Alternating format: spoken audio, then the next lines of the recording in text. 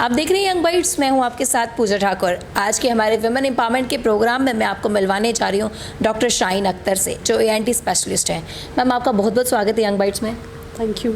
Ma'am, अगर आपकी यहाँ तक की जर्नी की बात की जाए, किस तरह की रही? स्कूल की बात बताइए। स्कूलिंग मेरी रामनगर में हुई है, डिस्ट्रिक्ट उधमपुर में। मेरे पेरेंट्स वहीं रहते हैं, वहीं जॉब करते थे, तो मेरी initial studies up till 12th वहीं हुई हैं।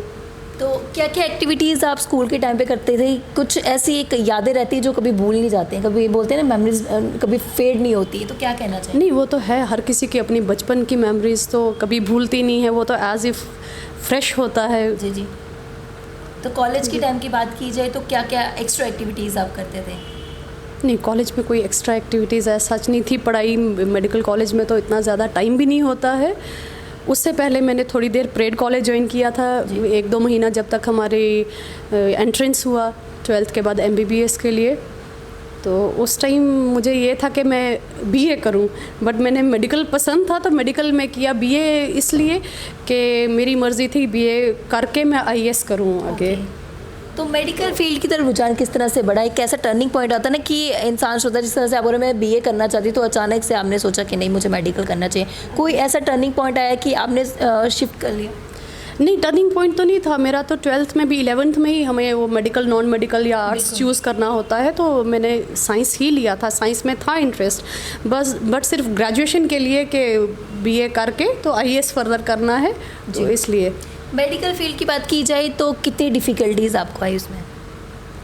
नहीं, मेहनत तो करनी होती है, डिफ़िकल्टीज़ वाले कुछ ऐसा नहीं था। मेहनत तो करनी होती है इसमें, बहुत मेहनत। आज के जो स्टूडेंट्स हैं ना, वो हार्ड वर्क से ज़्यादा स्मार्ट वर्क में विश्वास रखते हैं। आपका क्या मानना है, हार्ड वर्क ज़्यादा इंपॉर्टेंट है या स्मार्ट वर्क? हमारे टाइम तो हार्ड वर्क ज़्यादा होता था।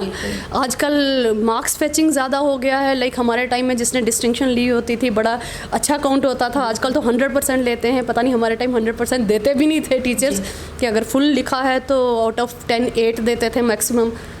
तो आपके हर टाइम चेंज किस बारे में? हार्ड वर्क या स्मार्ट वर्क? आजकल के सिनेरियो में तो हार्ड वर्क भी मैटर करता है और स्मार्ट वर्क भी मैटर करता है। हमारे टाइम हार्ड वर्क ज़्यादा मैटर करता था। जी। जिस तरह से आप ENT स्पेशलिस्ट हैं, आज जिस तरह से गर्मियाँ बढ़ती जा रही है, वेदर जो है दिन ब दिन चेंज होते जा रहा है, ज़्यादातर कौन से पेशेंट्स आपके पास आते हैं? पेशेंट्स इन दिनों बेसिकली ड्राई वेदर है, ऊपर से ये AC वगैरह जो है ये मॉइस्चर ख़त्म करते हैं, तो एपिस्टेक्सिस के पेशेंट्स जो नाक से खून आता है उसके ज़्यादा होते हैं। कोल्ड, वायरल वगैरह शुरू हो जाता है। अब आगे बरसात आ रही है तो फंगल इन्फेक्शंस ज़्यादा होते हैं। तो क्या कारण रहता है इनका? जिस तरह से आपने अपना नाक से ब्लड आना, क्या कारण रहता है इसका? ड्राई वेदर, फिर जो अपर रेस्पिरेटरी, एक तो चिल्ड, बच्चे खासकर आइसक्रीम्स ज़्यादा लेते हैं इस टाइम, या चिल्ड कुछ भी लेंगे, liquids, soft drinks, juices, chilled, तो उससे अपर क्या प्रिकॉशन देना चाहेंगे उन्हें, किन चीज़ की प्रोटेक्शन लेनी चाहिए? मैं तो सबको, छोटे हों बड़े हों, चिल्ड वाला चीज़ कोई भी मना करती हूँ। बिल्कुल चिल्ड अवॉइड करना चाहिए। तो फ्रीक्वेंटली एलर्जी वाले भी सिम्टम्स इस टाइम ज़्यादा होते हैं, तो लिक्विड जो भी है वार्म सिप्स लेते रहें फ्रीक्वेंटली, और हाइड्रेट करके मोस्टली रखें खुद को। तो जितना हो सके उतना पानी हमें इन दिनों पीना चाहिए। हाइड्रेशन ज़रूरी बहुत ज़्यादा है।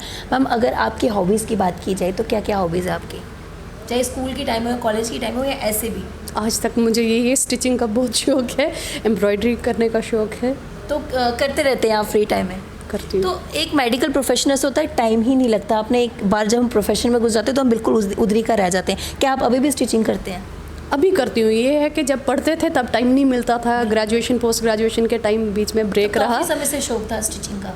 हाँ, तो अभी भी टाइम आप से अभी भी करती हूँ। तो ऐसे बहुत कम देखने को मिलते हैं जो अपने प्रोफेशन के साथ साथ अपनी हॉबीज़ को भी साथ लेके चलें। तो मैम, क्या कहना चाहेंगे, जिस तरह से हम विमेन एम्पावरमेंट का हमारा प्रोग्राम है, क्या कहना चाहेंगे आज के टाइम पे विमेंस कितनी इम्पावर्ड हो रही हैं? दिन ब दिन तरक्की भी हो रही है, और एज सच ऑल्सो फीमेल्स जो हैं, मेरे हिसाब से दे आर बोर्न स्ट्रॉन्ग, तो इंडिपेंडेंस भी होनी चाहिए। जी। आज आप यहाँ तक पहुँचे, सबसे बड़ा हाथ किसे मानते हैं अपने पीछे? प्रोफेशनली भी देखा जाए, प्रोफेशनली तो पेरेंट्स का सबसे बड़ा होता है। दे वर वेरी सपोर्टिव, मेरी मदर भी, मेरे फादर भी। अदर देन प्रोफेशन ऑल्सो कभी भी किसी चीज़ में चूज़ करने के लिए कुछ भी कभी उन्होंने फोर्स नहीं किया। जी, I am grateful to them, अल्हम्दुलिल्लाह। अपने प्रोफेशन को साथ लेके चलना, अपने घर को साथ लेके चलना किस तरह से मैनेज करते हो आप? हो जाता है। अभी तो मैं अपनी सास को बहुत शुक्रगुजार हूँ उनकी, वो बहुत हेल्प करती हैं, वो बहुत सपोर्ट करती हैं मुझे। जी, तो हमारे माध्यम से जो भी व्यूअर्स आपको देख रहे हैं, क्या मैसेज देना चाहेंगे खासकर महिलाओं के लिए? महिलाओं को डिपेंडेंट तो नहीं होना चाहिए, शुरू से फ्री होके, और मेल्स को भी, मुझे ये नहीं है कि अगर फीमेल है तो फीमेल्स को ही अपना सोचना है, फीमेल्स के लिए मेल्स को सोचना है, फादर को सोचना है, भाई को सोचना है, और शादी के बाद खासकर हस्बैंड को सोचना है। अगर हस्बैंड सपोर्टिव हो, मुझे लगता है वो सबसे अच्छा है।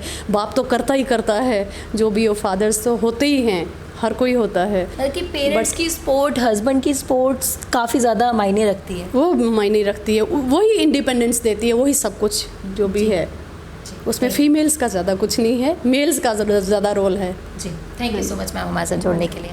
Thank you. तो ये थे हमारे साथ डॉक्टर शाहीन अख्तर। तो काफ़ी अच्छा मैसेज इन्होंने महिलाओं के लिए भी दिया और साथ ही साथ अपनी जर्नी के बारे में भी बताया। अगले हफ्ते फिर नई शख्सियत से आपको रूबरू करवाऊंगी। तब तक के लिए देखते रहे यंग बाइट्स। वीडियो जर्नलिस्ट अभिषेक के साथ मैं पूजा ठाकुर, यंग बाइट्स जम्मू।